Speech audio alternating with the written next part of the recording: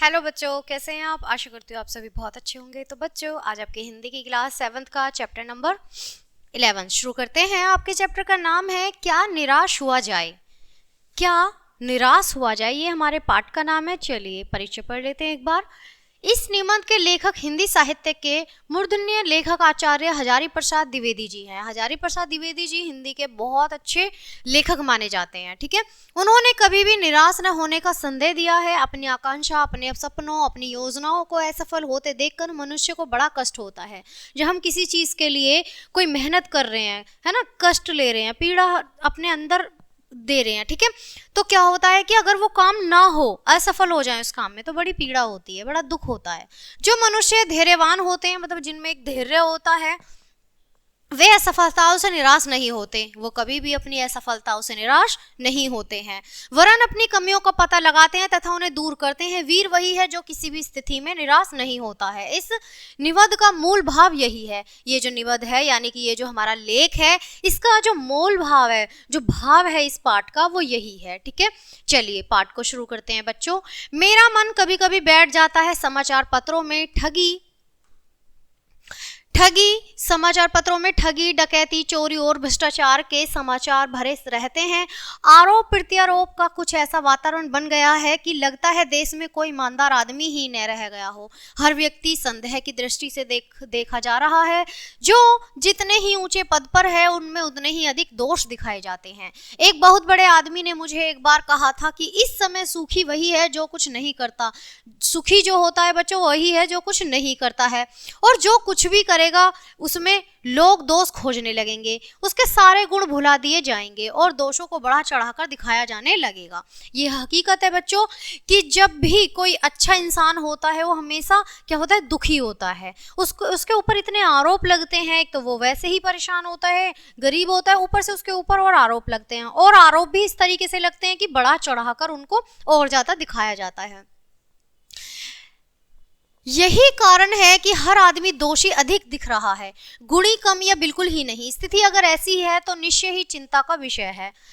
क्या यही भारतवर्ष है? क्या यही भारतवर्ष है? इसका सपना तिलक और गांधी ने देखा था। रविंद्रनाथ ठाकुर और मदन मोहन मालवीय का महान संस्कृति सभ्य भारतवर्ष की अतीत के ग्रह में डूब गया है। आर्य और द्रविड़, हिंदू और मुसलमान, यूरोपियों और भारतीय आदेशों के मिलन भूमि, मानव महासमुद्र क्या सूख ही गया। मेरा मन कहता है ऐसा हो नहीं सकता। हमारे महान मनीषियों के सपनों का भारत है और हमेशा रहेगा। ठीक है, यही सही है कि इन दिनों कुछ ऐसा माहौल बना दिया जाए, या बना है। इस ईमानदारी से मेहनत करके जीविका चलाने वाले निरीह और भोले भाले श्रमजीवी पिस रहे हैं, और झूठ तथा फरेब का रोजगार करने वाले फल फूल रहे हैं। ईमानदारी को मूर्खता का प्राय समझा जाने लगा है। सच्चाई केवल भ्रू और बेबस लोगों के हिस्से पड़ी है। ऐसी स्थिति में जीवन के महान मूल्यों के बारे में लोगों की आस्था ही हिलने लगी है। परंतु ऊपर ऊपर जो कुछ दिखाई दे रहा है, वह बहुत कुछ हाल की मनुष्य निर्मित नीतियों की त्रुटियों को देन है। सदा मनुष्य बुद्धि नहीं, परिस्थितियों का सामना करने के लिए नए समाज में विधि निषेधों को बनाई जाती है। इनके ठीक साबित न होने पर उन्हें बदलती है। नियम कानून सबके लिए बनाए जाते हैं, पर सबके लिए कभी कभी एक ही नियम सुखकर नहीं होते। सामाजिक कायदे कानून सभी युग से परीक्षित आदर्शों से टकराते हैं। इससे ऊपरी सतह अलोड़ित भी होती है। पहले भी हुआ है, आगे भी होगा, और उसे देखकर हताश हो जाना ठीक नहीं होगा। चलिए, भारतवर्ष ने कभी भी भौतिक वस्तुओं के संग्रह को बहुत महत्व नहीं दिया है। इसकी दृष्टि से मनुष्य के भीतर जो महान आंतरिक तत्व स्थिर भाव से बैठा हुआ है, वही चरम और परम है। बच्चों, लोभ, मोह, काम, क्रोध आदि विकार मनुष्य में स्वाभाविक रूप से विद्यमान रहते हैं, पर उन्हें प्रधान शक्ति मान लेना और अपने मन तथा बुद्धि को इन्हीं के इशारों पर छोड़ देना बहुत निकृष्ट आचरण है। भारतवर्ष ने कभी भी उन्हें उचित नहीं माना है। उन्हें सदा स्वयं के बंधन से बांधकर रखने का प्रयत्न किया है। परंतु भूख की उपेक्षा नहीं की जा सकती है, बीमार के लिए दवा की उपेक्षा नहीं की जा सकती है, गुमराह को ठीक रास्ते पर ले जाने के उपयोगों की उपेक्षा नहीं की जा सकती है। हुआ यह है कि देश के कोटि कोटि दरिद्र जनों की हीन व्यवस्था को दूर करने के लिए ऐसे अनेक कायदे कानून बनाए गए हैं जो कृषि, उद्योग, वाणिज्य, शिक्षा और स्वास्थ्य की स्थिति को अधिक उन्नत और सुचारू बनाने के लक्ष्य से प्रेरित हैं बच्चों। परंतु जिन लोगों को इन कार्यों में लगाना है उनका मन सब समय पवित्र नहीं होता। प्राय वे ही लक्ष्य को भूल जाते हैं कि अपनी सुख सुविधा की ओर ज्यादा ध्यान देने लगते हैं। व्यक्ति चित्त सब समय आदर्शों द्वारा चलित नहीं होता। जितने बड़े पैमाने पर उन क्षेत्रों में मनुष्य की उन्नति के विधान बनाए गए उतने ही मात्रा में लोभ, मोह जैसे विकार भी विस्तृत होते रहे। लक्ष्य की बात भूल गए, आदर्शों को मजाक का विषय बनाया गया और संयम को दकियानूसी मान लिया गया। परिणाम जो होना था वह हो रहा है। कुछ थोड़े से लोगों के बढ़ते हुए क्षोभ का नतीजा है, परंतु इससे भारतवर्ष के पुराने आदर्श और भी अधिक स्पष्ट रूप में महान और उपयोगी दिखाई देने लगे हैं। भारतवर्ष सदा कानून को धर्म के रूप में देखता आ रहा है। आज एकाएक कानून और धर्म में अंतर कर दिया गया है। धर्म को धोखा नहीं दिया जा सकता, कानून को दिया जा सकता है। जो धर्म होता है उसे कभी धोखा नहीं दिया जा सकता, लेकिन इंसान कानून को धोखा जरूर दे सकता है। यही कारण है कि लोग धर्म भीरू हैं। वे कानूनी की त्रुटियों से लाभ उठाने में संकोच नहीं करते हैं। इस बात में पर्याप्त प्रमाण खोजने जा सकते हैं कि समाज के ऊपरी वर्ग में चाहे जो भी होता रहा हो, भीतर भीतर भारतवर्ष अब भी यह अनुभव कर रहा है कि धर्म कानून से बड़ी चीज है। जो धर्म है वो कानून से बड़ी चीज है, यही सबको लगता है। अब भी सेवा, ईमानदारी, सच्चाई और धार्मिकता के मूल्य बने हुए हैं। वे दब अवश्य गए हैं लेकिन नष्ट नहीं हुए हैं। वो दबा दिए गए हैं लोगों की कानूनी बातों से, लेकिन वो अभी नष्ट नहीं हुए हैं। ठीक है, लेकिन नष्ट नहीं हुए हैं। आज भी वह मनुष्य से प्रेम करता है, महिलाओं का सम्मान करता है, झूठ और चोरी को गलत समझाया, दूसरों को पीड़ा पहुंचाने का पाप समझाया। हर आदमी अपने व्यक्तिगत जीवन में इस बात का अनुभव करता है। समाचार पत्रों को जो भ्रष्टाचार के प्रति इतना आक्रोश, यह सभी साबित करता है कि हम ऐसी चीजों को गलत समझते हैं और समाज में उन तत्वों की प्रतिष्ठा कम करना चाहते हैं जो गलत तरीके से धन या मान संग्रह करते हैं बच्चों। ठीक है, आगे बढ़ते हैं। दोषों का पर्दाफाश करना बुरी बात नहीं है। बुराई यह मालूम होती है कि किसी के आचरण के गलत पक्ष को उद्घाटित करके उसमें रस लिया जाता है और दोषों घाटन को एकमात्र कर्तव्य मान लिया जाता है। बुराई में रस लेना बुरी बात होती है।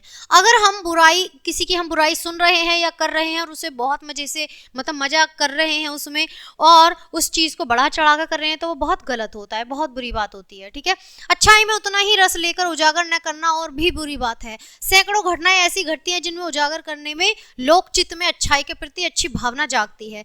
एक बार रेलवे स्टेशन पर टिकट लेते हुए गलती से मैंने 10 के बजाय 100 रुपए का नोट दिया और जल्दी में गाड़ी में आकर बैठ गया। थोड़ी देर में टिकट बाबू उन दिनों के सेकंड क्लास के डिब्बे में हर आदमी का चेहरा पहचानते थे उपस्थित हुए। उन्होंने मुझे पहचान लिया और बड़ी विनम्रता के साथ मेरे हाथ में 90 रुपए रख दिए और बोले, यह बहुत बड़ी गलती हो गई थी, आपने भी नहीं देखा, मैंने भी नहीं देखा।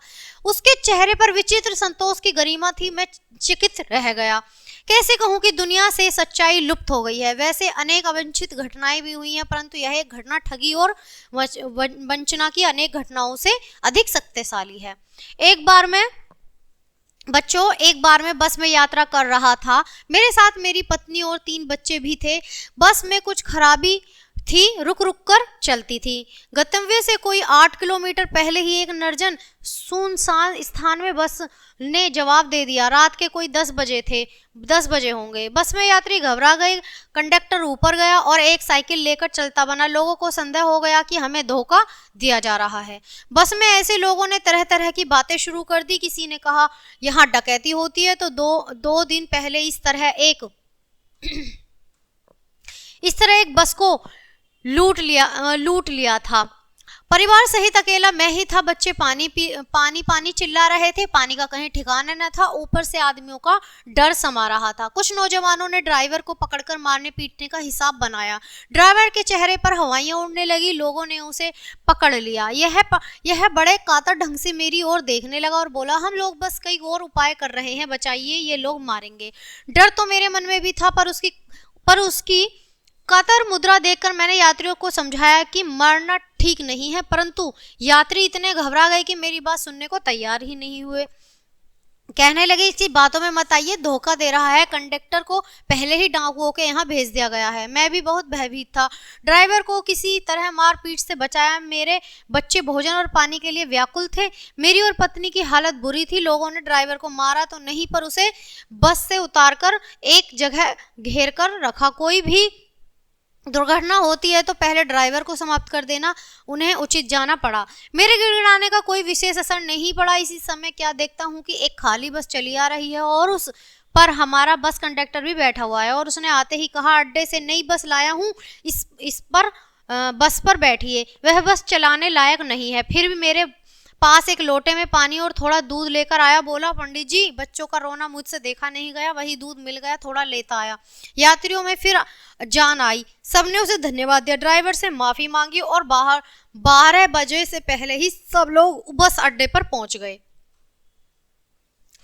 कैसे कहूं कि मनुष्यता एकदम समाप्त हो गई है, कैसे कहूं कि लोगों में दया समानता रह ही नहीं गई है। जीवन में न जाने कितनी ऐसी घटनाएं हुई हैं जिन्हें हम भूल नहीं सकते। ठगा भी गया हूं, धोखा भी खाया, परंतु बहुत कम स्थलों पर विश्वासघात नाम की चीज मिलती है। केवल उन्हीं बातों का हिसाब रखो जिनमें धोखा खाया है, जो जीवन में कष्टकर हो जाएं। जीवन ऐसी ही घटनाओं में बहुत कम नहीं है। जब लोगों के आक्रामण सहायता की है, निराश मन को ढाढ़स दिया है और हिम्मत बढ़ाई। और कभी भी रविंद्रनाथ ठाकुर ने अपने प्रार्थना गीत में भगवान से प्रार्थना की है कि संसार में केवल नुकसान ही उठाना पड़े, धोखा ही खाना पड़े, तो ऐसे अवसरों पर भी हे प्रभु मुझे ऐसी शक्ति दो कि मैं तुम्हारे ऊपर संदेह न करूं, कभी भी भगवान को दोष ना दूं।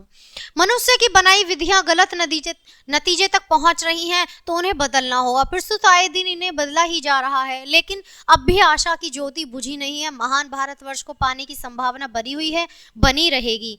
मेरे मन निराश होने की जरूरत नहीं है। तो बच्चों, आचार्य हजारी प्रसाद द्विवेदी जी की एक बहुत प्यारा सा लेख था, कहानी थी, जो पढ़ के हमें बड़ा ही आनंद आया। चलिए लेखक के बारे में पढ़ लेते हैं एक बार। आचार्य हजारी प्रसाद द्विवेदी जी हिंदी के शीर्ष स्तर साहित्यकारों में एक है। इनका जन्म सन 1907 ईस्वी को बालिया जिले के दूबे के छपरा नामक गांव के सरयू पाणी ब्राह्मण कुल में हुआ था। इन्हें संस्कृत प्रेम अपने पितामह और माता से मिला। यह कवि रविंद्रनाथ टैगोर के निकट संपर्क में आए, जिनकी नव मानवतावादी जीवन दृष्टि ने इनके साहित्य चिंतन और लेख शैली पर अमिट छाप अंकित कर दी।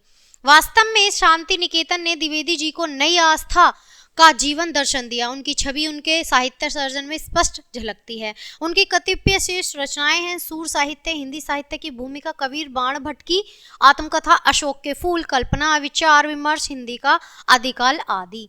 तो ये उनके बारे में थी जो उन्होंने कहानियां वगैरह लिखी है। तो बच्चों, कैसा लगा पाठ? मैं आशा करती हूँ आपको पाठ बहुत अच्छे से समझ में आया होगा। इसी तरह अच्छे से पाठ के साथ हम अगले पाठ में मिलते हैं आपसे। तब तक के लिए बाय, थैंक्स फॉर वॉचिंग।